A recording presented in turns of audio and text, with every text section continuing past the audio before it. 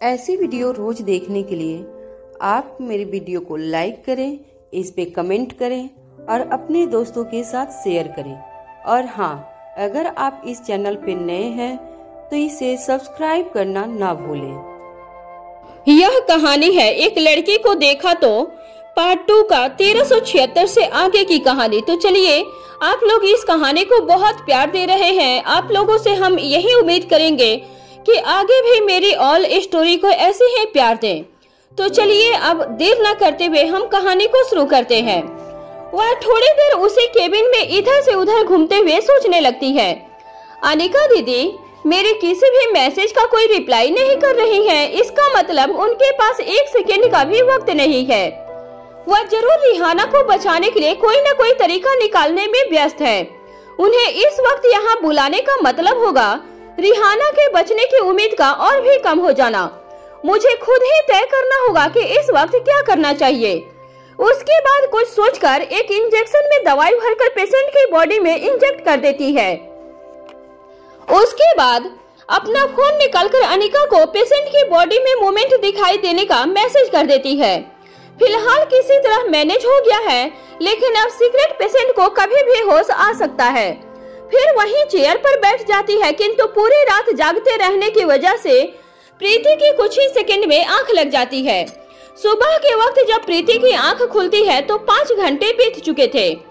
नींद खुलते ही वह आनन फानन में सीधा रिहाना के केबिन में पहुंच जाती है। जब वह रिहाना को चेक करती है तो उसकी आंखों से आंसू टपकने लगते हैं, क्योंकि रिहाना की बॉडी ने मूवमेंट करना बंद कर दिया था। प्रीति ने अपनी तरफ से हर संभव कोशिश की कि वह रिहाना के शरीर में किसी तरह की हरकत हो, लेकिन उसकी हर कोशिश बेकार हो जाती है। प्रीति अच्छी तरह से जानती थी कि रिहाना के लिए परेशान होने से उसे कोई जरूरत नहीं है। वह यह बात भी बखूबी समझती थी, आगे न जाने ऐसे कितने लोग उसकी आंखों के सामने दम तोड़ेंगे और न जाने कितनों को उसे अपने हाथों से मौत की नींद सुलाना होगा।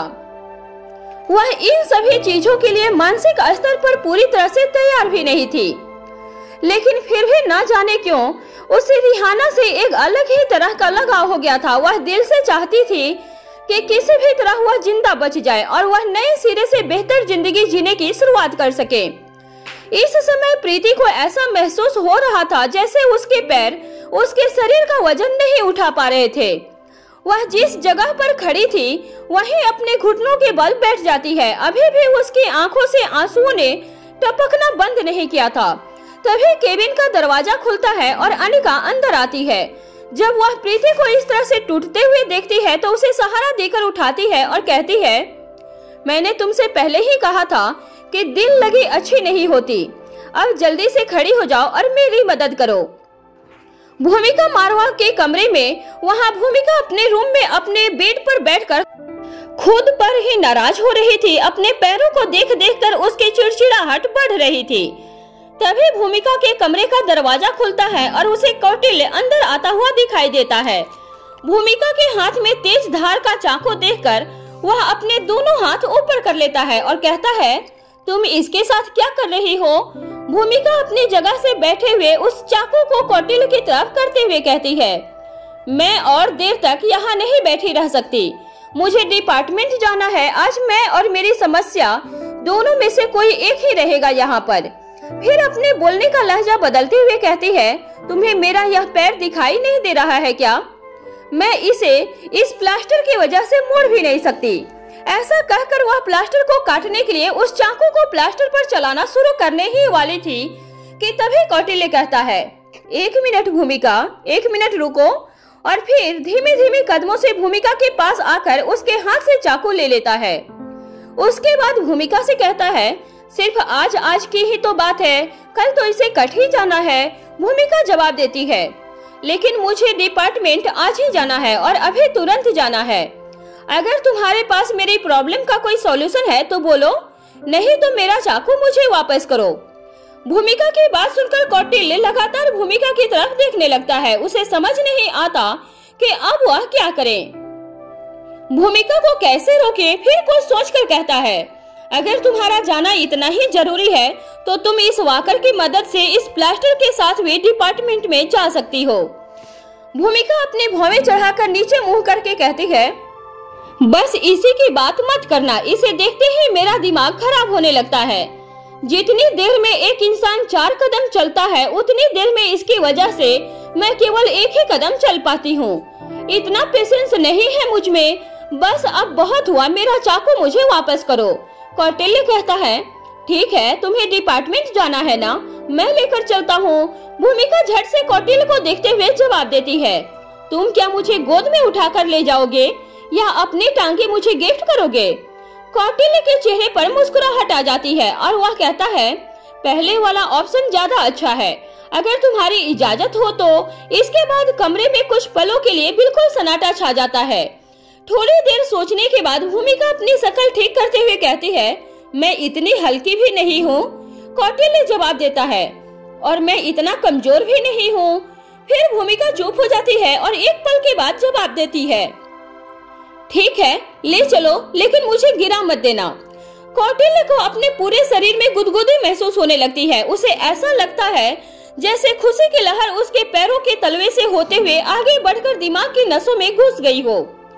इसके बाद कौटिल्य भूमिका के पास जाता है और जैसे ही झुककर भूमिका को उठाने के लिए हाथ आगे करता है, भूमिका कहती है, 1 मिनट कौटिल्य, 1 मिनट, रुको रुको। कौटिल्य वापस सीधा खड़ा हो जाता है। भूमिका कहती है, पहले उस अलमारी में से मेरे पिस्तौल निकालकर मुझे दो। पिस्तौल लेने के बाद उसे अपने कमर में रखते हुए भूमिका कौटिल्य से कहती है, चलो अब मैं चलने के लिए तैयार हूँ। कौटिल्य हल्की सी मुस्कान के साथ भूमिका को अपनी बाहों में उठा लेता है और भूमिका अपना एक हाथ कौटिल्य के गर्दन में डाल देती है। सीक्रेट अंडरग्राउंड में अनिका रिहाना की बॉडी के पास चली जाती है और उसके शरीर से जुड़ी हुई सभी मशीनों को ऑब्जर्व करने लगती है।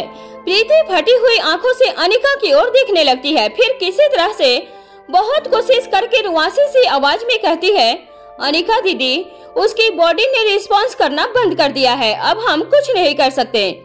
अनिका बिना प्रीति की तरफ देखे ही जवाब देती है, तुम डॉक्टर हो, इस तरह मरीजों की हालत देखकर टूटकर बिखरोगी तो जिंदा लोग मौत के मुंह में पहुंच जाएंगे। अनिका की बात सुनकर प्रीति के शरीर में अजीब सी फुर्ती आ जाती है और वह झट से अपने दोनों हाथों से अपने दोनों गालों के आंसुओं को पोंछकर अनिका के पास आकर कहती है, क्या अभी भी कोई उम्मीद है? अनिका कहती है, वह ड्रग उसे धीमी मौत दे रहा है। उस ड्रग के असर की वजह से अभी केवल इसकी बॉडी मूवमेंट गई है, लेकिन अभी तक इसके दिमाग ने रिस्पॉन्ड करना बंद नहीं किया है। उसके बाद अनिका प्रीति को इंस्ट्रक्शन देना शुरू करती है और खुद भी अपने काम पर लग जाती है। अनिका तैयार की गई डोज को रिहाना के शरीर में गर्दन के पास इंजेक्ट कर देती है। इसके ठीक 20 मिनट के बाद रिहाना की बॉडी रिस्पॉन्स करना शुरू कर देती है। अगले 2 घंटे तक प्रीति और अनिका दोनों इसी तरह रिहाना के ट्रीटमेंट में लगे रहते हैं। जब अनिका को पूरी तरह तसल्ली हो जाती है कि अब रिहाना खतरे से बाहर है, तब वह वहां रखी हुई चेयर पर बैठ जाती है। उसके बाद प्रीति को धीरे से इशारे से अपने पास बुलाती है, फिर उसके गाल पर हाथ रखते हुए उससे कहती है, मैंने तुमसे पहले भी कहा था और अब आखिरी बार कह रही हूँ, प्रोफेशनल लाइफ को कभी भी पर्सनली मत लेना, नहीं तो लोग तुम्हारा फायदा उठाने में कामयाब हो जाएंगे। अगर तुम चाहती हो कि प्रोफेशनली कोई और तुम्हारे दिमाग को कंट्रोल ना करे, तो तुम्हें अपनी भावनाओं पर नियंत्रण रखना सीखना होगा। इसके बाद अनिका चेयर से उठकर केबिन के बाहर निकल जाती है और वहां रखे हुए सोफे पर बैठते हुए प्रीति से कहती है, अब वह खतरे से बाहर है, तुम भी जाकर थोड़ा आराम कर लो। और ऐसा कहकर वह सोफे की बैक रेस्ट पर जैसे ही सिर रखती है, उसे नींद आ जाती है। इससे पहले कि प्रीति अनिका से कुछ कह पाती, वह देखती है कि अनिका सो चुकी थी। प्रीति चुपचाप वहां से उठकर सीक्रेट अंडरग्राउंड से बाहर की तरफ निकल जाती है। जब वह डाइनिंग हॉल से होते हुए अपने रूम की तरफ जा रही थी, तब रोहित मारवा को सामने से आते हुए देखती है। उसका मन होता है कि वह रोहित को बताए कि अनिका सीक्रेट अंडरग्राउंड में ही सो चुकी है, पर उसकी हिम्मत नहीं होती कि वह रोहित मारवा से कुछ बोल पाए। वह अपनी जगह पर रुक जाती है और रोहित मारवा को अपनी तरफ आते हुए देखने लगती है। दरअसल अनिका के पास नहीं होने की वजह से रोहित को देर रात तक नींद नहीं आई थी, जिसकी वजह से उसे सुबह उठने में देर हो गई थी।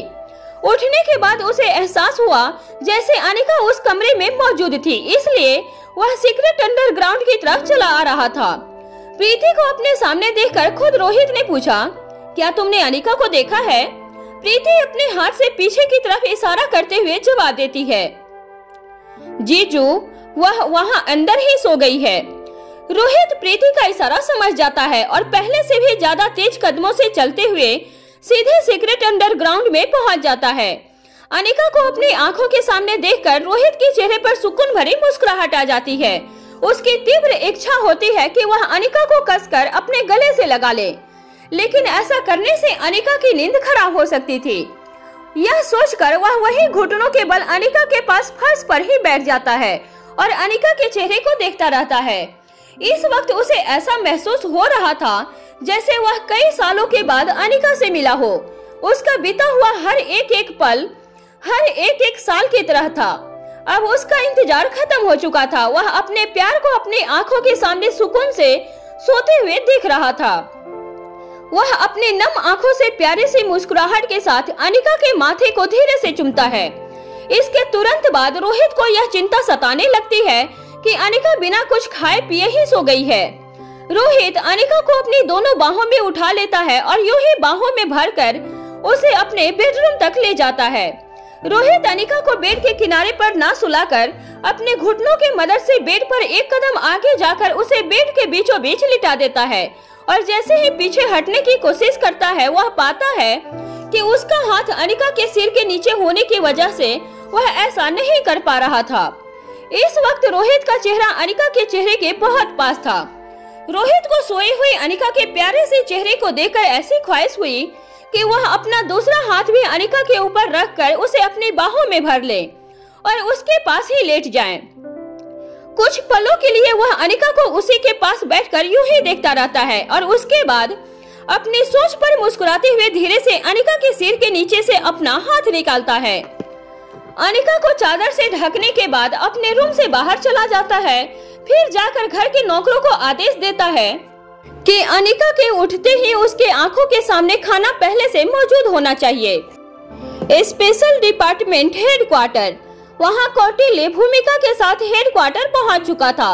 यह पहली बार नहीं था जब कौटिल्य हेडक्वार्टर आया हुआ था, लेकिन पिछली बार उसका ध्यान केवल भूमिका को ढूंढने पर था। आज वह हेडक्वार्टर की हर एक चीज को बारीकी से नोट कर रहा था। वह भूमिका को उसके केबिन में ले जाकर उसके चेयर पर बैठा देता है। तभी एक कांस्टेबल मुस्कुराते हुए अंदर आकर भूमिका के पास एक स्टूल रखकर जाता है ताकि भूमिका अपना प्लास्टर लगा हुआ पैर उस पर रख सके। जैसे ही कांस्टेबल वहां से जाने लगता है, भूमिका उससे कहती है, एक बार अर्जुन सिंह से कहो कि आकर मुझसे मिल ले। इससे पहले कि कांस्टेबल वहां से बाहर निकल जाता, अर्जुन सिंह खुद ही भूमिका के केबिन में पहुंच जाता है। अर्जुन सिंह मुस्कुराते हुए घोषणा करता है, यही है द ऑफिसर भूमिका मारवा, जो शांति से बिल्कुल भी नहीं बैठ सकती। फिर पूछने के अंदाज में भूमिका से कहता है, क्या हमसे मिलना इतना जरूरी था? हम सभी वही मिलने आ जाते, एक बार कहकर तो देखती। भूमिका हंसकर जवाब देती है, मुझे अपने घर पर ऑफिस नहीं खोलना है। अर्जुन आगे कुछ कह पाता उससे पहले ही एक एक करके स्टाफ के सभी सदस्य भूमिका के केबिन में इकट्ठे हो जाते हैं। कौटिल्य उन सभी के साथ साथ भूमिका पर भी अपनी निगाहें बनाए हुए था। वह आसानी से देख पाता है कि भूमिका की आंखें किसी को ढूंढ रही थी। एक चेयर पर बैठते हुए कौटिल्य की आंखें लगातार अपने आसपास के सभी चीजों को नोटिस कर रही थी, लेकिन उसके हाथों के अंगूठे लगातार अपने फोन पर तेजी से चल रहे थे। तभी केबिन का दरवाजा खुलता है और एक पतली लंबी लड़की केबिन के अंदर आ जाती है, जिसका कद, स्टाइल और बॉडी लैंग्वेज भूमिका से काफी मिलती जुलती थी। उसने पेंसिल हाई हील के साथ शॉर्ट स्कर्ट को स्कर्टिंग के साथ पहना हुआ था। उसने अपने स्ट्रेट लंबे बालों को हाई टाई करके खुला छोड़ा हुआ था। चेहरे पर लाइट मेकअप के साथ स्माइल और आवाज में मिठास के साथ विनम्रता करके उसके व्यक्तित्व को और भी ज्यादा निखारती थी। भूमिका की आंखें जैसे ही उसकी आंखों से मिली, वह तुरंत बोल उठी, भूमिका मैडम, अब आप कैसी हैं? भूमिका जवाब देती है, पहले से बेहतर हूँ। वह लड़की पलटकर उत्सुकता दिखाते हुए बोलती है, न जाने कब से मैं आपसे मिलना चाहती थी। फिर तुरंत चेहरे पर उदासी के भाव लाते हुए कहती है, जब यहाँ आई तब मुझे आपके एक्सीडेंट के बारे में पता चला। आई एम सो सॉरी, मैं आपसे मिलने अस्पताल भी नहीं आ सकी। मैं उसी दिन यहाँ शिफ्ट हुई थी, इसलिए बहुत सारे इंतजाम करने बाकी थे। फिर मुस्कुराते हुए आगे कहती है, लेकिन अंततः आज मेरा इंतजार खत्म हुआ। भूमिका ने कहा, तो तुम ही हो हमारे डिपार्टमेंट की नई शान निपुण मीना। निपुण कहती है, डिपार्टमेंट की शान ऑफिसर भूमिका मारवा है। मैं तो मात्र आपकी बहुत बड़ी फैन हूँ। यहाँ तक कि मैंने डिपार्टमेंट भी सिर्फ आपके साथ काम करने के लिए ज्वाइन किया है और पहले ही मैं कह चुकी हूँ कि मैं डिपार्टमेंट को अपनी सर्विस केवल तभी तक दूंगी जब तक मुझे आपके साथ काम करने का मौका मिलेगा। भूमिका जवाब देती है, नाइस टू हियर यू, लेकिन डिपार्टमेंट की सर्विस कंट्री के लिए है, किसी एक ऑफिसर के लिए नहीं है। मुझे तब ज्यादा अच्छा लगेगा जब तुम्हारी सर्विस डिपार्टमेंट के लिए समर्पित होगी। इसके बाद सभी भूमिका के हालचाल पूछकर एक एक करके केबिन से बाहर चले जाते हैं। भूमिका के इशारे पर अर्जुन वहीं बैठ जाता है। सभी के जाने के बाद भूमिका अर्जुन से कहती है, सही कहा था तुमने, यह बेहद खूबसूरत है। अर्जुन बिना भूमिका की तरफ देखे लगातार दरवाजे की तरफ देखते हुए जवाब देता है, पर तुमसे ज्यादा नहीं। उसके बाद अर्जुन भूमिका को छेड़ते हुए उसके कान में धीरे से कहता है, अपने हीरो की बाहों में तुम बिल्कुल फिल्मी हीरोइन जैसी लग रही थी। भूमिका अर्जुन को गुस्से से देखती है। अर्जुन सिंह अपनी बात को बदलते हुए कहता है, ऐसा मैं नहीं, वह सभी लोग कह रहे हैं जिन्होंने तुम्हें देखा। उनके बताने पर ही तो मुझे तुम्हारे आने की खबर मिली। मैं बेचारा तो इतना खूबसूरत दृश्य देखने से भी चूक गया। वह सिट यार। भूमिका गुस्से का नाटक करते हुए अपनी मुट्ठी को बंद करके अर्जुन सिंह की तरफ करते हुए कहती है, तुम अपने काम पर ध्यान दो, वरना तुम्हारी शकल देखने लायक नहीं रहेगी। अर्जुन सिंह डरने का नाटक करते हुए कहता है, आई एम सॉरी, और भूमिका के पास अपनी चेयर को खींचते हुए कहता है, अब बताओ क्या करना है। तभी दरवाजे पर छठी इंद्री नॉक करता है। भूमिका उसकी तरफ देखती है तो वह कहता है, क्या मैं अंदर आ जाऊं मैडम? भूमिका मुस्कुरा कर कहती है, आइए हवलदार साहब। फिर कुर्सी की तरफ बैठने का इशारा करते हुए कहती है, कहिए क्या खास है? छठी इंद्र थैंक यू मैडम कहकर अपनी जगह पर ही खड़ा रह जाता है और कहता है, मैडम वह न्यू आईटी निपुण मीना सबको बहुत पसंद है, उसका व्यवहार भी इतना अच्छा है, मुझे भी पसंद है। लेकिन मैडम ऐसा कहकर वह बोलते बोलते चुप हो जाता है। तभी भूमिका कहती है, जो भी कहना चाहते हो बिना झिझक के कहो। तभी छठी इंद्री आगे बोलना शुरू करता है, मुझे लगता है कि कहीं कुछ। इससे पहले कि वह आगे अपनी बात पूरी कर पाता, कौटिल्य अपनी जगह से खड़े होकर अपने हाथ से चुप रहने का इशारा करता है। फिर जोर से आवाज निकालते हुए कहता है, आप लोग बाद में बात कीजिएगा, पहले मुझे आपकी मैडम से बात करने के लिए 1 मिनट दीजिए।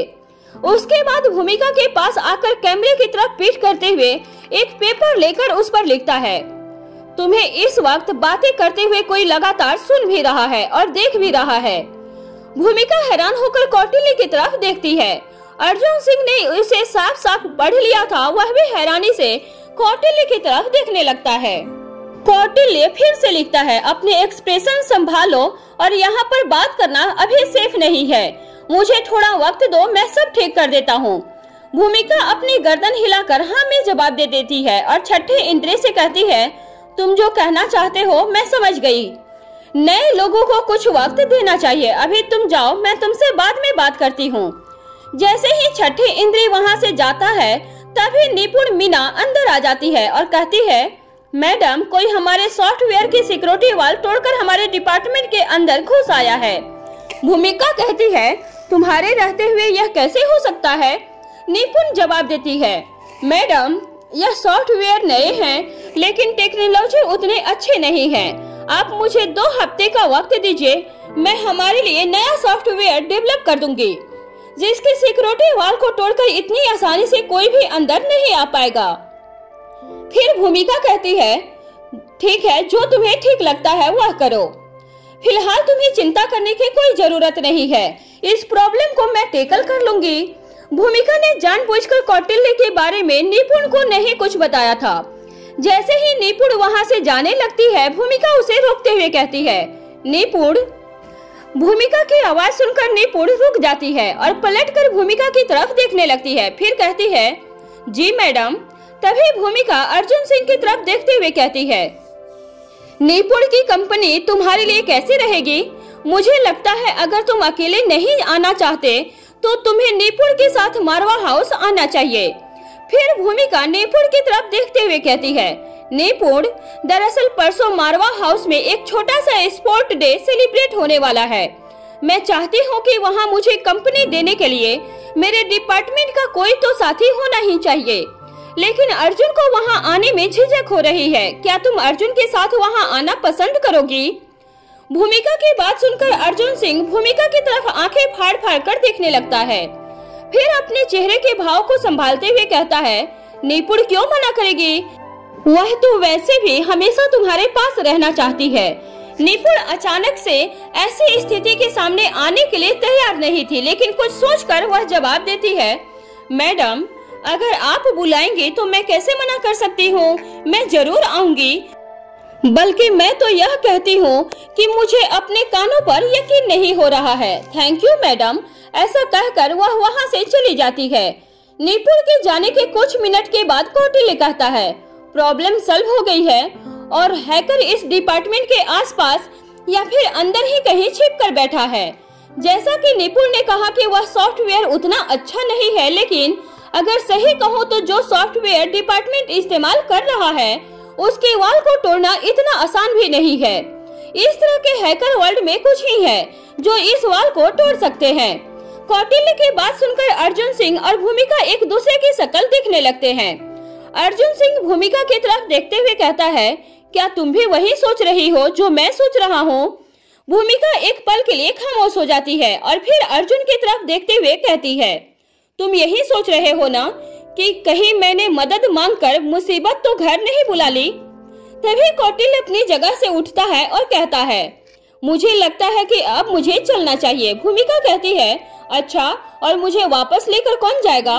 कौटिल्य के चेहरे पर मुस्कान आ जाती है और वह कहता है, मैडम, आप मुझे एक मैसेज कर दीजिएगा, मैं तुरंत हाजिर हो जाऊंगा। भूमिका पलटकर कहती है, बिल्कुल भी नहीं, तुम यहीं बैठो मेरे सामने, मैं काम खत्म करके तुम्हारे साथ ही चलूंगी। कौटिल्य बिना कुछ कहे सिर्फ अपनी गर्दन ठीक है के भाव में हिला देता है और अर्जुन सिंह दूसरी तरफ चेहरा करके मुस्कुराने लगता है। उधर लच्छू सोचती है कि ऐसा कौन हो सकता है जिसने मुझे सॉफ्टवेयर से निकालकर बाहर खड़ा कर दिया है। यह सिर्फ वर्ल्ड का बेस्ट हैकर ही कर सकता है जो लच्छू को डिटेक्ट करके मुंहतोड़ जवाब दे सके। यह किसी ऐरे गहरे के बस की बात नहीं है, लेकिन ऐसा कौन व्यक्ति डिपार्टमेंट के पास कहां से आया और वह डिपार्टमेंट की मदद क्यों कर रहा है, मुझे पता लगाना होगा। मारवा हाउस में रोहित को इस बात का अनुमान था कि अनिका करीब 12 घंटे से पहले नींद से जागने वाली नहीं थी और हो सकता है कि 36 घंटे तक भी ना उठे। रोहित अपने ऑफिस से वापस आ चुका था। यह लगभग रात के 10:30 बजे का वक्त था। जब अनिका अपनी आंखों को हल्का सा खोलकर देखती है, रोहित कमरे में इधर से उधर टहल रहा था। जैसे ही अनिका अपने हाथ को हिलाती है, रोहित झट से उसके पास आ जाता है। अनिका उठने की कोशिश करती है पर नींद की वजह से उठ नहीं पाती। रोहित सहारा देकर अनिका को उठाता है। अनिका जब बालकनी की तरफ देखती है तो समझ जाती है कि रात हो चुकी है। वह अपनी नींद भरी आंखों से रोहित से पूछती है, क्या तुमने डिनर कर लिया? रोहित मुस्कुराकर जवाब देता है, नहीं नहीं, तुम्हारा इंतजार कर रहा था। अनिका अपना हाथ अपने माथे पर रख लेती है और बड़ी ही धीमी आवाज में कहती है, अगर मैं 2 दिन के बाद उठूंगी तो क्या 2 दिन तक इंतजार करोगे? रोहित बदले में सिर्फ मुस्कुरा देता है और अनिका को सहारा देकर बेड के सिरहाने से टेक लगाकर बैठने में मदद करता है। फिर झट से एक प्लेट में खाना डालकर लेकर आता है और अपने हाथों से एक एक निवाला अनिका को खिलाने लगता है। इस वक्त अनिका के सोने के अलावा कोई इच्छा नहीं थी, लेकिन फिर भी रोहित की खातिर वह अपनी आधी बंद और आधी खुली हुई आंखों से खाना खा लेती है ताकि रोहित भी खाना खा ले। उसके बाद वह धीमी आवाज में रोहित से कहती है, अगर मैं सोती रह जाऊं तो मुझे कल दोपहर तक जरूर जगा देना। परसों हमारे रिया का कंपटीशन है। रोहित हाँ में अपनी गर्दन हिलाने के बाद अनिका को वापस लेट जाने में मदद करता है और लंबी गहरी सांस लेता है। अनिका को चादर से ढकने के बाद रोहित खाना खा लेता है और सभी लाइट्स बंद कर देता है ताकि अनिका की नींद में किसी तरह का खलल न पड़े। उसके बाद वह एक तकिया लेकर पीठ के बल अनिका के पास लेट जाता है। उसका सिर तकिए पर और दोनों हाथ अपने चेहरे के ठीक नीचे थे। इस वक्त रोहित के मन में सुकून और आंखों में चमक थी। वह प्यार से अनिका के चेहरे को देखते हुए मन ही मन सोच रहा था, बीतते हुए हर दिन के साथ मेरे लिए अनिका के बिना रहना और मुश्किल होता जाता है। प्यार में जितना मीठा सुख है उतनी ही ज्यादा बेदर्द तड़प भी है। न जाने कौन है वह लोग जो कहते हैं कि शादी के बाद मोहब्बत कम हो जाती है। कई दिनों के बाद मुझे अच्छी नींद आएगी। इस वक्त बालकनी से आती हुई चांद की रोशनी अनिका के चेहरे पर पड़ रही थी। इस रोशनी के चलते रोहित को ऐसा भ्रम होने लगता है कि यह चांद की रोशनी अनिका के चेहरे पर आ रही है। यह रोशनी अनिका के चेहरे से चांद तक जा रही है।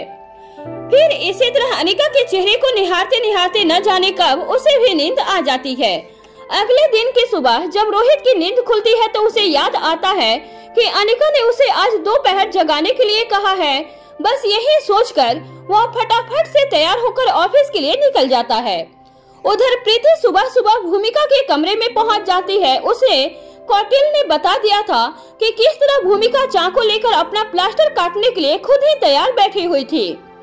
प्रीति भूमिका से कहती है, इससे पहले कि आप फिर इस प्लास्टर को सजा देने के चक्कर में अपने आप को कोई नुकसान पहुंचाओ, मैंने सोचा कि आपके खूबसूरत पैर को इस सफेद भारी भरकम प्लास्टर से बाहर निकाल लिया जाए। जैसे ही भूमिका का प्लास्टर कटता है, भूमिका अपने पैर को हिलाकर देखती है और उसके बाद वह एक्साइटेड होकर झट से प्रीति को कस के हग कर लेती है। फिर उसके माथे पर किस करते हुए कहती है, you are my best sister. मैं तुम्हें बता नहीं सकती मुझे कितना अच्छा लग रहा है। सोचो कितने दिनों से मेरे पैर को हवा नहीं मिली थी। फिर आगे कहती है, हवा की छोड़ो, इसे पसीने और खुजली के सिवाय कुछ नहीं मिला। इसके ऊपर से मेरी मजबूरी देखो, न इसे साफ किया जा सकता था और न ही खुजलाया जा सकता था, लेकिन अब इसे सब कुछ मिलेगा। अब यह धरती पर चल सकता है और आसमान में उड़ सकता है। इससे पहले कि भूमिका अपने पैर के साथ उड़ने लगती, प्रीति उसका हाथ पकड़ते हुए कहती है, भूमिका दीदी जरा संभल कर, एकदम से इस पैर पर इतना प्रेशर मत डालिए। इसे ठंडी हवा खिलाने से पहले गर्म पानी की सिकाई दीजिए। इसके बाद दोनों एक दूसरे के चेहरे को देखकर हंसने लगती है। रोहित जब दोपहर को मारवा हाउस वापस लौटता है तो देखता है कि मारवा हाउस में जोरों शोरों की तैयारियां चल रही थी। कहीं स्टेज बनाया जा रहा था तो कहीं टेम्परेरी दीवार खड़ी की जा रही थी। जब वह डाइनिंग हॉल में पहुंचता है तो देखता है कि आयशा, मारवा और तीनों बच्चे डाइनिंग टेबल पर बैठकर अपनी ही धुन में लगातार कुछ बातें करने में लगे हुए थे। सभी के हाथों में अपने अपने नोटपैड और पेन थे। वह चारों अपने काम में इतने ज्यादा बिजी थे कि उन्होंने रोहित की तरफ एक नजर उठाकर भी नहीं देखा। इसके अलावा उनके चारों तरफ नौकर खड़े थे। जिस भी नौकर को कोई इंस्ट्रक्शन मिलता वह वहां से उसे पूरा करने के लिए चला जाता। रोहित कुछ देर तक वहीं खड़ा रहता है, लेकिन उन चारों में से किसी का भी ध्यान रोहित पर नहीं जाता। अंत में रोहित खुद ही जाकर आयशा, मारवा के साथ वाली कुर्सी पर बैठ जाता है। आयशा रोहित, मारवा की तरफ देखकर कहती है, अच्छा हुआ तुम जल्दी आ गए।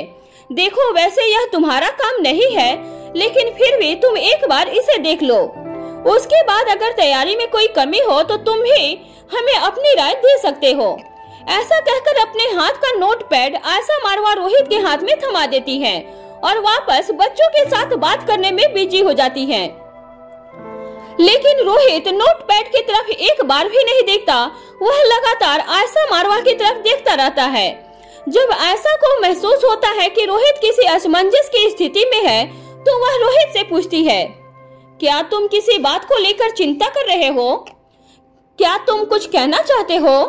रोहित आयशा के पूछने के बाद भी कुछ नहीं बोलता तो आयशा आगे कहती है, कहीं ऐसा तो नहीं कि तुम नहीं चाहते कि कल का सेलिब्रेशन हो? रोहित झट से कहता है, नहीं माँ, ऐसी कोई बात नहीं है। तभी रिया झट से कहती है, आपने अपना कल का दिन फ्री रखा है ना डैड? इससे पहले कि रोहित कुछ जवाब देता, आर्यन कहता है, डैडी, कपल गेम में मम्मा को कंपनी देने के लिए आपको वहाँ रहना ही होगा। तभी अलेक्जेंडर रोहित मारवा की साइड लेते हुए कहता है, डैडी वहाँ क्यों नहीं रहेंगे? डैडी को तो रहना ही होगा। इतने सारे गेस्ट होंगे, वह डैडी के बारे में पूछेंगे तो हम क्या कहेंगे? तभी आयशा मारवा अपनी पहले वाली बात भूल जाती है और बच्चों की बात को आगे बढ़ाते हुए कहती है, देखो रोहित, चाहे तुम्हें कल कितना भी जरूरी काम क्यों न हो, तुम्हें हमारे साथ रहना ही होगा। यह मारवा परिवार की इज्जत का सवाल है। अगर तुम इस वजह से परेशान हो तो इसका समाधान तुम्हें खुद ही करना होगा। हम किसी तरह एडजस्ट नहीं करेंगे। फिर उनमें से कोई आगे कुछ कह पाता उससे पहले ही रोहित कहता है, प्लीज पहले आप एक बार मेरी बात सुन लीजिए कि मैं कहना क्या चाहता हूँ। रोहित ने जितना प्रेशर डालकर यह बात कही थी, सभी एक पल के लिए चुप हो जाते हैं और रोहित के चेहरे की तरफ देखने लगते हैं।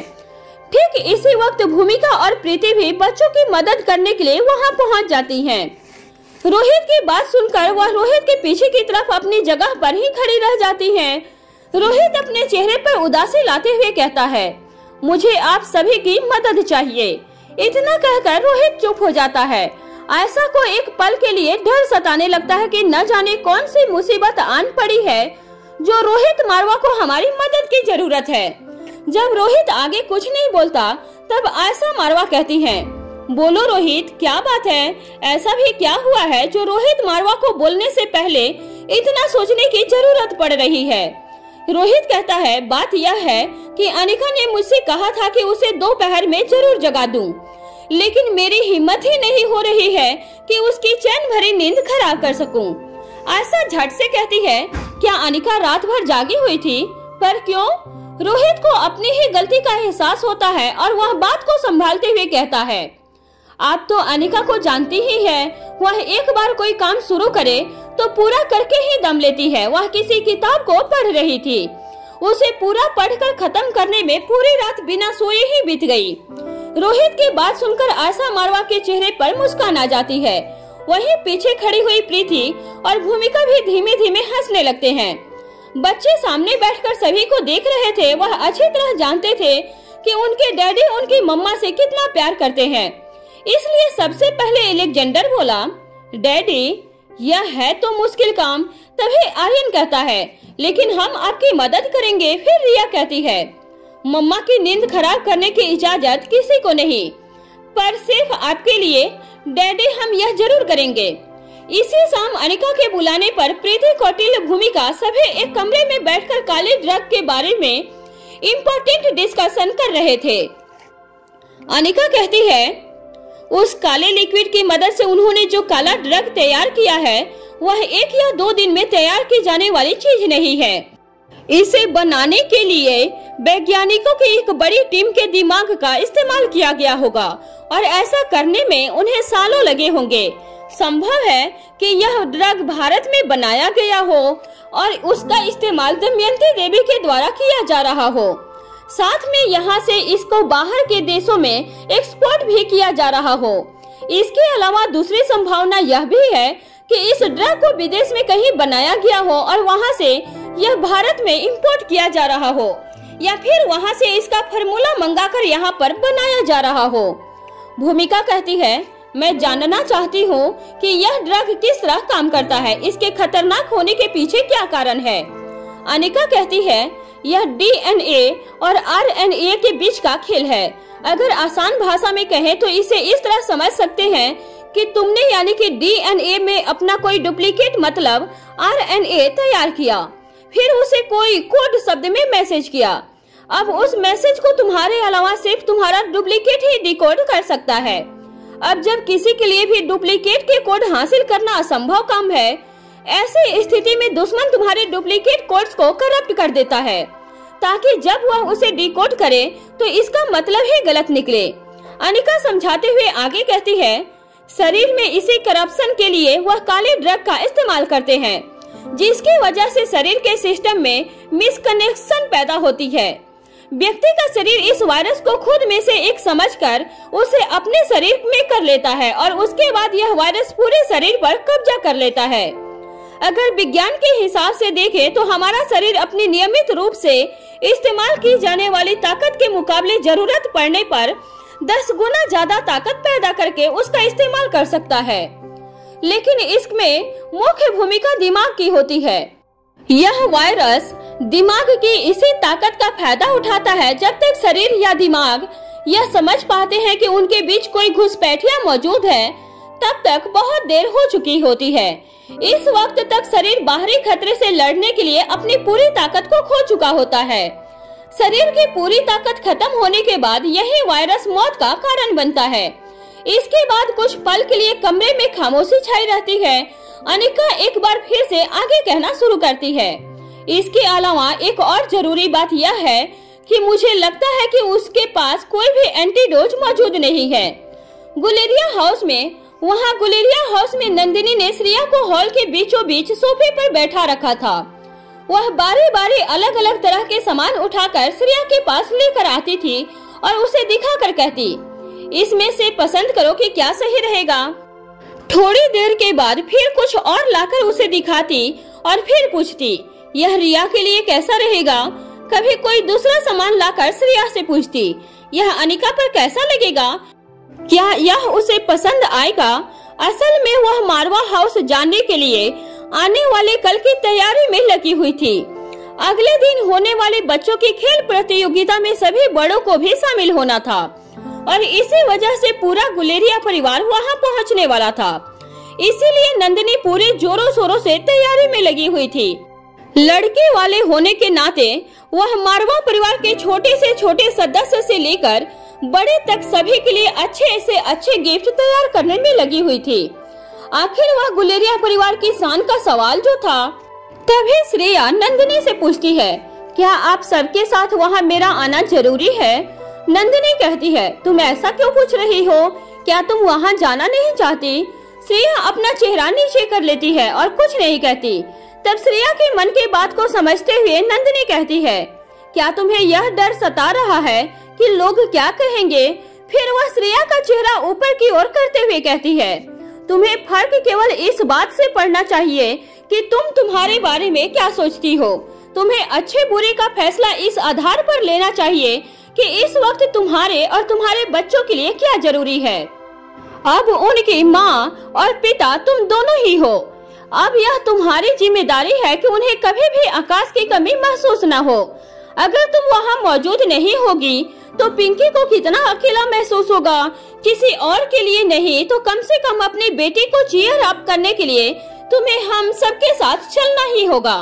फिर श्रेया के नजरिए से देखते हुए अपनी बात को उसे समझाते हैं, वहाँ पर ऐसा कोई भी नहीं होगा जिसे तुम बाहर का व्यक्ति कह सको और अपने हमेशा हमारे दर्द को समझते हैं, उसे कम करने में मदद करते हैं, बढ़ाने की कोशिश नहीं करते। तुम बिल्कुल फिक्र मत करो, वहाँ पर सब अच्छा ही होगा और साथ ही साथ वहाँ जाने से बच्चों को मस्ती करते हुए देखने से तुम्हारा मन भी अच्छा हो जाएगा। वैसे भी अनिका के रहते किसकी हिम्मत की श्रेया को दुखी कर सके। नंदिनी की बात सुनकर श्रेया के चेहरे पर मुस्कुराहट आ जाती है।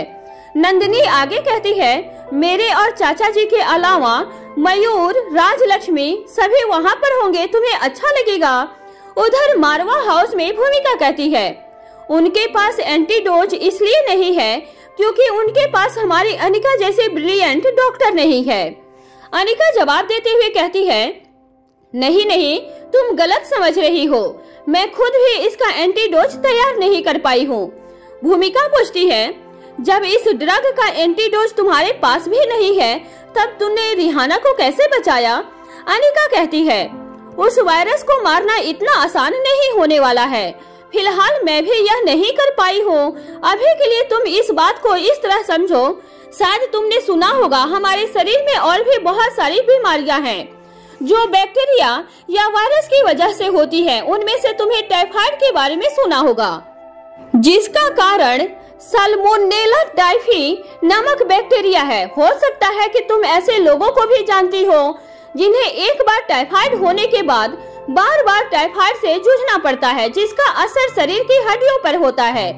दरअसल टाइफाइड के बैक्टीरिया एंटीबायोटिक या दवाइयाँ खाने के बाद पूरी तरह से खत्म नहीं होते, यह बैक्टीरिया खुद पर खतरा देखकर शरीर के गाल ब्लेंडर जैसे हिस्सों में छुपकर बैठ जाते हैं। जब कभी भी हमारा शरीर कमजोर होता है तब वह हमारे शरीर पर हावी होकर हमें बीमार कर देता है, यानी कि हमें टाइफाइड हो जाता है। फिर अनिका अपनी बात को आगे बढ़ाते हुए कहती है, इसी वायरस की तरह काले ड्रग का वायरस भी बहुत ही चालाक है। फिलहाल हम साल्मोनेला टाइफी से नहीं लड़ रहे हैं, हम जिस वायरस की बात कर रहे हैं उसे मारने की बात तो छोड़िए, हमारे लिए उसे कमजोर करना भी आसान नहीं है। इसलिए मैंने जो ड्रग तैयार किया है उसमें वही तकनीक इस्तेमाल की गई है जो इस काले ड्रग को बनाने के लिए इस्तेमाल में लाई गई है। इस बार प्रीति पूछती है, मतलब? अनिका जवाब देती है, मतलब यह है कि काले ड्रग के वायरस को भ्रमित करके उसे कैप्चर कर लिया है। उसके आसपास ऐसी लेयर बनाकर तैयार हो गई है जिससे वह खुद को बाहर नहीं निकाल पाएगा। इसके बाद शरीर की रिकवरी होना शुरू हो जाएगी और हम पेशेंट को बचा पाएंगे। अनिका कहती है, इसके अलावा उन औरतों को दी गई वह जानकारी भी पूरी तरह से गलत है। भूमिका पूछती है, कौन सी जानकारी? अनिका जवाब देती है, यही कि इस ड्रग के पावर डोज से किसी की जान बचाई जा सकती है। भूमिका कहती है, इसका मतलब साफ है कि एक बार उन औरतों का इस्तेमाल होने के बाद उन्हें मार दिया जाता है ताकि पीछे कोई सबूत भी न छूटे। प्रीति कहती है, अपना काम सही तरह से पूरा करने के बाद भी उन्हें मारने की क्या जरूरत है? भूमिका कहती है, वह काला ड्रग उन्हें इसलिए ही दिया जाता है ताकि वह उनके शरीर की पूरी ताकत का इस्तेमाल एक साथ करके अपना काम सही तरह से पूरा कर सके। फिर भूमिका अनिका की तरफ देखते हुए कहती है, हो सकता है कि यह औरतें इसलिए मर जाती हैं क्योंकि इतना कहने के बाद वह चुप हो जाती हैं। अनिका अपनी बात को आगे बढ़ाते हुए भूमिका की बात को पूरा करती है, हाँ तुम बिल्कुल सही समझ रही हो, उनके पास इस काले ड्रग को बेअसर करने के लिए कोई भी पावर या बूस्टर डोज नहीं है। वह इन औरतों को वापस वहां पहुंचने से पहले ही खत्म कर देते होंगे ताकि वहां मौजूद बाकी की औरतें यह कभी न जान सके कि उन्हें काले ड्रग के नाम पर धीमा जहर दिया जाने वाला है। भूमिका आगे कहती है, और जो औरतें वहां पहुंच जाती होंगी उन्हें उनके मरने से पहले ही कहीं और शिफ्ट कर दिया जाता होगा। तभी प्रीति कहती है, मतलब वह इन औरतों को मारना भी नहीं चाहते हो, तब भी ऐसा करना उनकी मजबूरी है। मैंने खुद देखा है कि इस ड्रग से होने वाली मौत आसान मौत नहीं है, इसके लिए असहनीय दर्द सहना पड़ता है। ऐसी दर्दनाक मौत कोई भी औरत खुद के लिए कभी नहीं चुनेगी। फिर भूमिका आगे कहती है, अगर वह औरत यह ड्रग नहीं लेंगे और उनका साथ नहीं देगी तो उनका पूरा खेल बिगड़ जाएगा। तभी अनिका कहती है, तुम जितना समझ रहे हो यह माजरा सिर्फ उतना ही नहीं है। तभी सभी अनिका की तरफ देखने लगते हैं। अनिका कहती है, यह ड्रग भी इंसान की उसी ताकत को बढ़ाने का काम करता है जिसमें उसकी काबिलियत सबसे ज्यादा है, क्योंकि मैं पहले ही बता चुकी हूँ यह सारा खेल दिमाग पर कंट्रोल करने का है। अनिका अपनी चेयर से खड़े होकर राउंड टेबल से एक तरफ होते हुए सामने की तरफ खड़ी हो जाती है। इस वक्त उसके पीछे की तरफ एक बड़ी सी स्क्रीन थी और सामने की तरफ राउंड टेबल के चारों ओर बाकी सभी बैठे हुए थे। फिर वह आगे कहती है, ऐसा इसलिए होता है क्योंकि जिस विषय में हमारी रुचि होती है हमें वही काम आसान लगता है। हम उसी काम को और ज्यादा बेहतर तरीके से करने के बारे में सोचते हैं। हमारे सोचने की जो भी दिशा होगी हमारा दिमाग पूरी ताकत से उसी कार्य को करने में हमारी मदद करेगा, यानी कि हमारी क्षमता को हमारी रुचि के अनुसार बढ़ा देगा। भूमिका अपने दोनों हाथों को फोल्ड करके अपनी बैक चेयर की बैक क्रेस्ट से लगाते हुए अनिका से पूछती है, अगर कोई मल्टी टैलेंटेड व्यक्ति इस ड्रग को ले तब क्या होगा? क्या उसकी कोई एक क्षमता बढ़ेगी या उसकी सभी क्षमताओं पर इसका असर होगा? तभी प्रीति अपनी चेयर से आगे की तरफ झुकते हुए टेबल पर दोनों हाथ रखकर अपनी हथेलियों को वापस बांधते हुए अनिका की तरफ देखकर पूछती है, अनिका दीदी, यह सवाल तो मेरे मन में भी है। अगर उस व्यक्ति का इंटरेस्ट किसी और चीज में हो जबकि उसका प्रोफेशन यानी कि उसकी दक्षता किसी और क्षेत्र में भी हो, तब यह ड्रग किस तरह से असर करेगा?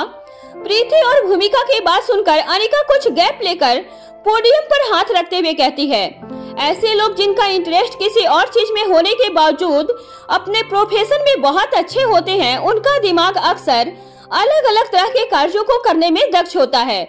जैसा कि भूमिका ने पूछा कि मल्टी टैलेंटेड व्यक्ति पर इसका असर कैसा होगा, तो इसका जवाब यह है कि उसकी सभी तरह की क्षमताओं में सुधार होगा, यानी कि उसकी ताकत हर उस क्षेत्र में बढ़ जाएगी जिसका उसे ज्ञान है अथवा जिसमें वह परंपरागत है। इसके बाद कमरे में सन्नाटा छा जाता है। तभी अनिका कौटिल्य की तरफ देखती है। वह बिल्कुल आराम से बैठा हुआ था। उसके चेहरे को देखकर ऐसा लग रहा था जैसे कि उसे हर बात एकदम अच्छी तरह समझ आ गई हो। ना ही उसके मन में कोई सवाल था और ना ही उसे कुछ भी ज्यादा जानने की कोई इच्छा थी। तभी अनिका उसकी ओर देखते हुए कहती है, क्या तुम्हारे मन में कोई सवाल नहीं है क्या कौटिल्य? कौटिल्य अपने एक हाथ में पकड़े हुए अपने फोन को अपने अंगूठे और अंगुली के बीच में घुमाते हुए हल्की मुस्कुराहट के साथ दूसरे हाथ से प्रीति और भूमिका की तरफ देखकर इशारा करते हुए अनिका को जवाब देता है, मेरे मन के सभी सवाल इन दोनों ने ही पूछ लिए हैं, इसलिए मुझे कुछ भी पूछने की कोई जरूरत नहीं पड़ी। फिर अनिका सभी की तरफ देखते हुए पोडियम से आगे बढ़ जाती है और टेबल पर हाथ रखते हुए कहती है, अच्छी बात है, अगर सभी के डाउट्स क्लियर हो गए हो तो क्या हम अब इस मीटिंग को डिस्पर्स कर सकते हैं? तभी प्रीति कहती है, अनिका दीदी, मेरे मन में एक और सवाल है। प्रीति की बात सुनकर सभी उसकी ओर देखने लगते हैं। प्रीति अपना हाथ हिलाते हुए पूछती है, यदि सभी लोगों को यह पता चल जाए कि इस ड्रग को एक बार लेने के बाद उनकी मौत निश्चित है, तब तो इसे कोई भी कंज्यूम नहीं करेगा ना? इससे पहले कि अनिका कोई जवाब देती, भूमिका आगे की तरफ झुकते हुए टेबल पर अपने हाथ रख देती है और कहती है, ऐसा नहीं है प्रीति। फिर सभी की तरफ देखते हुए कहती है, कभी कभी लोग अपना मकसद पूरा करने के लिए अपनी जान को भी दांव पर लगाने से पीछे नहीं हटते। भूमिका की बात सुनकर प्रीति और कौटिल्य दोनों के चेहरे पर प्रश्न चिन्ह दिखाई देने लगते हैं। उनके चेहरे पर डाउट्स देखकर भूमिका अपनी बात को स्पष्ट करती है और कहती है, मान लो किसी की जिंदगी का मकसद वर्ल्ड चैंपियन बॉक्सर बनना है और बहुत कोशिश करने के बाद भी वह ऐसा नहीं कर पाता, तब फ्रस्ट्रेट होकर या अपनी इच्छा को जिंदगी की अंतिम इच्छा मानकर इसे पूरा करने के लिए इस ड्रग को ले सकता है। कई बार लोग बदला लेने के लिए भी किसी भी हद तक चले जाते हैं, या फिर ऐसा देखने को मिल सकता है कि किसी को अपनी मौत के बारे में पता हो तो वह अपने बचे हुए टाइम में से कुछ बचाकर गुजारने के लिए भी इसको जानबूझकर ले सकता है। तभी अनिका अपना एक हाथ सभी की तरफ करते हुए आगे कहती है, इसके अलावा अगर विक्टिम का माइंड वॉश कर दिया जाए तब भी इसका कंजप्शन संभव है। तभी प्रीति अपने मन ही मन सोचने लगती है, हमारे समाज में अलग अलग कारणों से प्रताड़ित औरतें आसानी से मिल जाती हैं। यह लोग इन्हीं विक्टिम औरतों को अपना मोहरा बना रहे हैं। यदि उन औरतों को यह पता चल जाए कि इसे लेने के बाद उसकी मौत निश्चित है, तब भी कोई गारंटी नहीं है कि वह औरतें दुश्मन के चंगुल से बाहर निकलने की कोशिश करेंगी। अभी प्रीति यह सब सोच ही रही थी कि अनिका प्रीति की ओर देखने लगती है और उससे कहती है, क्या तुम कुछ कहना चाहती हो? प्रीति अपनी गर्दन ना में हिलाते हुए कहती है, नहीं दीदी, मुझे और कुछ नहीं कहना। इसके बाद कमरे में पूरी तरह से शांति छा जाती है। सभी अपनी अपनी सोच में मगन हो जाते हैं। तभी अनिका कौटिल्य से पूछती है, क्या तुमने वह डेवलप कर ली है? कौटिल्य जवाब देता है, हाँ, वह पूरी तरह से तैयार है। क्या मैं उसका लिंक आपको भेज दूं? अनिका कहती है, नहीं नहीं, उसकी कोई जरूरत नहीं है, बस तुम खुद तैयार रहना। तुम्हारे लिए यह बिल्कुल भी आसान होने वाला नहीं है। अनिका और कौटिल्य की बात सुनकर प्रीति और भूमिका उन दोनों की तरफ देखने लगते हैं। अनिका उन दोनों के चेहरे के सवालों को पढ़कर खुद ही जवाब देते हुए कहती है, हैरान और परेशान होने की जरूरत नहीं है, कल इसके बारे में तुम्हें खुद ही पता चल जाएगा। मुझे उम्मीद है कि यह काफी मजेदार होगा। तभी अनिका हल्की सी मुस्कुराहट के साथ कहती है, क्या अब हमें चलना चाहिए? कल के लिए आप जो भी तैयारी करना चाहते हैं वह कर लें। याद रहे, कल का दिन जितना खुशनुमा होने वाला है उतना ही खतरनाक भी हो सकता है, इसलिए हम सभी को अलर्ट रहना होगा। अनिका की सलाह पर वह सभी अपनी अपनी गर्दन हाँ में हिला देते हैं और अपनी अपनी जगह से खड़े हो जाते हैं। खेल आयोजन दिवस मारवा हाउस में आज सुबह से ही मारवा हाउस में चहल पहल थी। बच्चों के कमरे में तीनों बच्चे अपने अपने ट्रैक सूट में नजर आ रहे थे। रिया ने सफेद रंग का ट्रैक सूट पहना था, जबकि आर्यन ने काले और अलेक्जेंडर ने नीले रंग का ट्रैक सूट पहना था। रिया एक ड्रावर से दूसरे ड्रावर में अपने हेयर स्टाइल बनाने के लिए अपने व्हाइट सिल्क रिबन ढूंढ रही थी। वहीं आर्यन पास में बैठा हुआ अपने जूते के फीते बांध रहा था, जबकि अलेक्जेंडर ने अपने हाथ में टेबल फोन का रिसीवर पकड़ा हुआ था और अपना दूसरा हाथ अपनी पॉकेट में डाला हुआ था। एकदम सीधा खड़ा होकर बड़े ही शांत भाव से वह किसी से कह रहा था, आपने कहा था कि सुबह 7 बजे तक मॉडल घर तक आ जाएगा, लेकिन 8 बज चुके हैं, अभी तक मॉडल घर नहीं पहुंचा है। तभी दूसरी तरफ से आवाज आती है, I am so sorry sir, लेकिन आप परेशान मत होइए, हमारा आदमी बस कुछ ही मिनटों में मारवा हाउस पहुंचता ही होगा। तभी आर्यन अलेक्जेंडर के हाथ से रिसीवर अपने हाथ में ले लेता है और फोन पर दूसरी तरफ मौजूद आदमी से कहता है, देखिए डील इज डील, अगर अगले 15 मिनटों में आपका आदमी हमारा सामान लेकर नहीं पहुंचा तो हम सामान रिसीव नहीं करेंगे और आपकी पेमेंट कैंसिल समझिए। दूसरी तरफ से आवाज सुनाई देती है, सर प्लीज नाराज मत होइए, आप हमारी बात समझने की कोशिश कीजिए। इससे पहले कि वह आदमी कुछ कहता, आर्यन रिसीवर को नीचे रख देता है, फिर अलेक्जेंडर से कहता है, हमें और भी बहुत काम है, चलो बाहर चलते हैं। दोनों भाई कमरे से बाहर निकल जाते हैं। जैसे ही वह दरवाजे पर पहुंचते हैं, एक नौकर आकर कहता है, अलेक्जेंडर बाबा, आपके नाम से आपका कोई पार्सल आया है। तभी दोनों भाई एक दूसरे की तरफ देखकर मुस्कुराने लगते हैं और तेज कदमों से चलते हुए घर के लॉन में पहुंच जाते हैं। अनिका और रोहित का बेडरूम। रिया के कहने पर रोहित ने सफेद रंग का ट्रैक सूट पहना हुआ था। रोहित पूरी तरह से तैयार था और कमरे से बाहर जाने के लिए अपना फोन ढूंढ रहा था। कभी बेड की साइड टेबल पर, कभी बेड पर तकिया के नीचे। तभी उसे याद आता है कि वह अपना फोन वॉशरूम में साथ लेकर गया था। वह वॉशरूम की तरफ बढ़ने लगता है, तभी अनिका के मुंह से आवाज निकलती है, आह। अनिका को आर्यन के ट्रैक सूट से मैचिंग काले रंग का ट्रैक सूट पहनना था। अनिका आईने के सामने खड़ी होकर जब अपर सूट पहनने के लिए उसके एक बाजू में अपना एक हाथ डालने के बाद दूसरा हाथ डालने के लिए जैसे ही उसे अपने पीछे की तरफ से घुमाकर आगे की तरफ लाने की कोशिश करती है, तभी दूसरा हाथ बाजू में डालने से पहले ही उसके सिर के खुले हुए लंबे घने बाल अपर सूट के चेन में फंस जाते हैं। अनिका की आवाज सुनकर रोहित उसके पास आ जाता है और मे आई प्लीज कहकर अपने दोनों हाथ अनिका की मदद के लिए बढ़ाता है। तभी अनिका हूँ कहकर घूमकर रोहित की तरफ अपनी पीठ कर देती है ताकि रोहित उसकी मदद कर सके। अनिका ने अपर ट्रैक सूट के नीचे राउंड नेक की regular fit without sleeve T shirt पहनी हुई थी। अनिका का दूध सा गोरा रंग इन सफेद रंग के कपड़ों में और भी ज्यादा खिला हुआ नजर आ रहा था।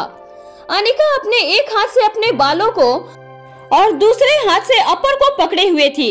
रोहित अपने हाथों से बालों और अपर को पकड़ने के बाद कहता है, हाँ अब छोड़ो। अनिका अपने दोनों हाथ नीचे करके गर्दन झुकाकर चुपचाप खड़ी रहती है। रोहित धीरे धीरे सभी फंसे हुए बालों को निकालने लगता है, लेकिन रोहित का ध्यान बार बार अनिका के पीछे की तरफ से नजर आ रही बाजू, कंधा और पतली कमर पर जा रहा था। जैसे ही सारे बाल चैन से अलग हो जाते हैं, वह कहता है, अब पहनो। अनिका पहनने के लिए जैसे ही अपना दूसरा हाथ ऊपर की तरफ करती है, रोहित का पूरा कंट्रोल अपने ऊपर से छूट जाता है। रोहित अपर सूट की बाजू को अनिका के हाथ में पहनाने की जगह उसे नीचे छोड़ देता है और अनिका का ऊपर उठाया हुआ हाथ पकड़कर उस पर किस करने लगता है। वह धीरे धीरे चूमते हुए अनिका की कलाई से लेकर कंधे तक आ जाता है। जैसे ही रोहित के गर्म होठ कंधे तक पहुंचते हैं, अनिका अपने शरीर को ढीला छोड़ देती है और आंखें बंद कर लेती है। अनिका और रोहित का प्रतिबिंब सामने शीशे में दिखाई दे रहा था।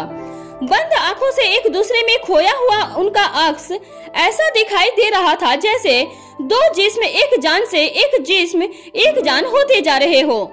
अनिका की खूबसूरती और रोहित की सुंदरता विश्व का बेजोड़ जोड़ा था, जिनकी कोई तुलना नहीं थी। दोनों साथ में अप्रतिम दिखाई देते थे। रोहित धीरे से अनिका के बालों को पीछे की तरफ से उसके कंधे पर आगे की ओर कर देता है। जैसे ही रोहित की ठंडी उंगलियां अनिका के बालों को हटाने के लिए गर्दन के पास छूती है, अनिका हल्का सा पीछे होकर अपने शरीर को रोहित के हवाले छोड़ देती है। रोहित अनिका की गर्दन को चूमना शुरू कर देता है और पीछे की तरफ से अपना बायां हाथ अनिका की कमर में डालकर उसे अपने और नजदीक कर लेता है। धीरे धीरे अनिका के एक बाजू में पहना हुआ अपर भी जमीन पर गिरता है। रोहित अपने दाएं हाथ से अनिका के दाएं हाथ को कंधे से छूते हुए उसकी हथेली की ओर बढ़ता है, फिर अपनी हथेली की उंगलियों को उसकी हथेली की उंगलियों में फंसा लेता है। अनिका बंद आंखों से अपना बायां हाथ अपनी कमर पर रखते हुए रोहित के बाएं हाथ के ऊपर रख देती है। रोहित अपनी ठंडी नाक से अनिका के कान को छूता है, फिर इसी तरह धीरे धीरे उसके गाल से होते हुए लगातार चूमते हुए चेहरे की तरफ बढ़ता है। फिर धीरे से अनिका को अपनी तरफ घुमाकर सामने की ओर से अनिका के गर्दन को बेहिसाब तरीके से चूमना शुरू कर देता है। उसका एक हाथ अनिका के कमर में आगे से पीछे की तरफ और दूसरा कंधे से हल्का सा नीचे था, जिससे अनिका को उसने अपनी बाहों में साधा हुआ था। अनिका के दोनों हाथ रोहित के कंधे पर थे। दोनों को इसी तरह एक दूसरे में खोए हुए काफी देर हो जाती है। तब रोहित धीरे से अपनी आंखें खोलता है तो उसे अनिका की गुलाब की पंखुड़ियों जैसे हल्के खुले हुए होंठ दिखाई देते हैं। रोहित अनिका को फर्श से अपनी बाहों में उठा लेता है और उसे बेड की तरफ ले जाता है। अनिका की आंखें अभी भी बंद थी। अनिका ने भी अपनी दोनों बाहें बिना आंखें खोले रोहित के गले में डाल दी थी। फिर रोहित धीरे से अनिका को बेड पर लेटाकर उसके होठों की तरफ बढ़ता है। जैसे ही रोहित के होठ अनिका के होठों तक पहुंचकर उसे स्पर्श करते हैं, तभी उनके बेडरूम के दरवाजे पर नॉक करने की आवाज आती है। बाहर से एक नौकर की आवाज सुनाई देती है, सर, मैडम, मेहमानों ने आना शुरू कर दिया है। अनिका मैडम की सिस्टर श्वेता जी उनसे कुछ जरूरी बात करना चाहती हैं। वह नीचे उनका इंतजार कर रही हैं। क्या मैं उन्हें यहाँ भेज दूं? यह आवाज सुनते ही रोहित और अनिका दोनों अपनी अपनी आंखें खोल लेते हैं। इस वक्त जितना नशा रोहित की आंखों में दिखाई दे रहा था, उससे कहीं ज्यादा नशीली आंखें अनिका की थी। अनिका अपना एक हाथ अपने माथे पर रख लेती है, जैसे नशे के असर से बाहर आने की कोशिश कर रही हो। फिर अपने हाथ को धीरे से नीचे करके रोहित की तरफ देखती है। रोहित भी अनिका की तरफ ही देख रहा होता है। दोनों एक दूसरे को देखकर हंस पड़ते हैं, मानो दोनों एक दूसरे से कह रहे हो, यह तो होना ही था। अनिका नौकर को जवाब देती है, हाँ, उन्हें यही भेज दो। रोहित बिस्तर से उठकर अनिका का अपर सूट उठाकर लेकर आता है और अनिका को पहनाने के लिए उसकी ओर बढ़ता है। अनिका मुस्कुराते हुए बारी बारी अपने दोनों बाजू सूट में डाल देती है और उसके बाद जैसे ही रोहित की तरह घूमती है, रोहित अपने हाथों से उसकी चेन बंद करने के लिए हल्का सा झुकता है। तभी अनिका रोहित के चेहरे को अपने दोनों हाथों में ले लेती है और उसके माथे पर चुमती है। रोहित जैसे ही सीधा खड़ा होता है, वह झट से कसकर रोहित के गले लग जाती है। रोहित की पल भर के लिए धड़कनें थम सी जाती है। अनिका अपनी आंखें बंद कर लेती है। रोहित भी अपने दोनों बाहें अनिका को खुद में समेट लेने के लिए आगे बढ़ा देता है। कुछ मिनट तक वह यूं ही गले लगकर खड़ी रहती है। तब रोहित अनिका के सिर पर चुमते हुए कहता है, सब ठीक है ना? अनिका रोहित के सवाल के जवाब में प्यारी सी मुस्कान के साथ हाँ में गर्दन हिला देती है और फिर पीछे हटकर मुस्कुराकर अपने अपर की चैन बंद कर लेती है। तभी श्वेता दरवाजे को खटखटाकर खोल देती है। अनिका को अपनी आंखों के सामने देखकर दौड़ते हुए उसके पास जाकर गले से लग जाती है और कहती है, मैंने आपको बहुत मिस किया अनिका दीदी। फिर शिकायत करते हुए कहती है, आपने मुझे मैसेज किया था कि आप फ्री होकर कॉल करेंगे और देखिए अभी तक भी आप फ्री नहीं हुई हैं। इसके बाद श्वेता रोहित की तरफ देखते हुए कहती है, हेलो जीजू। रोहित मुस्कुराकर अपनी गर्दन हिला देता है। अनिका श्वेता का हाथ पकड़कर उसे सोफे पर बिठाते हुए कहती है, अब तो तुम खुद ही आ गई हो। बताओ वह कौन सी खास बात है जिसे बताने के लिए तुम इतना तड़प रही हो? श्वेता अपना चेहरा बनाकर नजरें झुकाते हुए कहती है, सिर्फ आपके सुन लेने से काम नहीं चलेगा, मुझे आपकी सलाह भी चाहिए। मैं आपको समझा भी नहीं सकती हूँ कि मैं इस वक्त कितनी बड़ी कसम में फंसी हुई हूँ, पर मुझे पूरा यकीन है कि आप मेरे लिए जो भी फैसला लेंगी वह बिल्कुल सही होगा। अनिका कहती है, ठीक है, तुम जो कहोगी मैं वह करने के लिए तैयार हूँ। अब बताओ भी क्या बात है? तभी श्वेता रोहित की तरफ एक निगाह देखकर अनिका की ओर देखने लगती है। रोहित समझ जाता है कि श्वेता अनिका से अकेले में कुछ बात करना चाहती है। रोहित उन दोनों की तरफ देखते हुए कहता है, तुम लोग बातें करो, मुझे कुछ जरूरी काम है। ऐसा कहकर वह अपना फोन लेकर कमरे से बाहर की ओर जाने लगता है। तभी शोर मचाते हुए रिया हाजिर हो जाती है और कहती है, मॉम, डैड, जल्दी चलो, देखो आर्यन और एलेक्जेंडर ने क्या किया है। रिया की बात सुनकर रोहित अपनी जगह पर ही रुक जाता है। ऐसा कहकर रिया अनिका के पास पहुंच जाती है और उसका हाथ पकड़कर उठाते हुए श्वेता को देखकर कहती है, हेलो श्वेता मासी। फिर अनिका और रोहित दोनों को हाथों से पकड़कर लगभग खींचते हुए अपने साथ लेकर आगे बढ़ने लगती है। अनिका चलते चलते पीछे मुड़कर अपनी आंखों से श्वेता को साथ आने के लिए इशारा करती है।